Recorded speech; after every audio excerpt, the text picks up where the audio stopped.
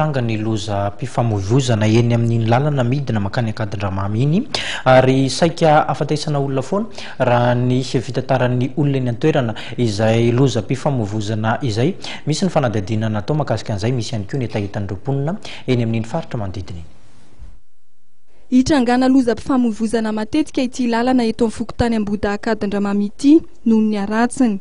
Roa taona lasa izay dia nitrangana loza mpifamoivoizana namozana ain'olona maro, saingy ity nitrangandroany ity no namozana ain'olona maro indrindra. Isan'ny mahatonga loza mpiarakodia eo amin'ity lalana ity ihany koa ny endrik'ilay lalana izay mitsororoka be ka tsy dia tsara loatra ho an'ny fiara vaventy sy ny fiara ratsindry hisatra na ny frein.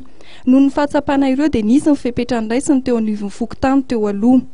Tamin'ny voalohany izany raha nisy accident seho ihany koa efa herintaona lasa angamba izay tamin'ity ihany dia efa nisy fepetrany raisina hoe ny tomobile lehibe na mavesatra tsy afaka midina makaty ambany atikatra fa mijanona ery atapony erikatra.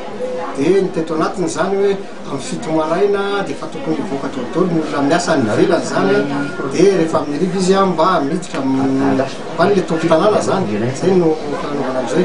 Indrindra ihany ilay izy tamin'ny voalohany fa taty aoriana moa efa nentim-pahazarana re dia ohatran'ny rava moramora tsikelikely teny no miandro sy ny fotoana zany. Raha tena rariny tokotrany aloha raha ohatra ka hoe anaovana sens unique izy.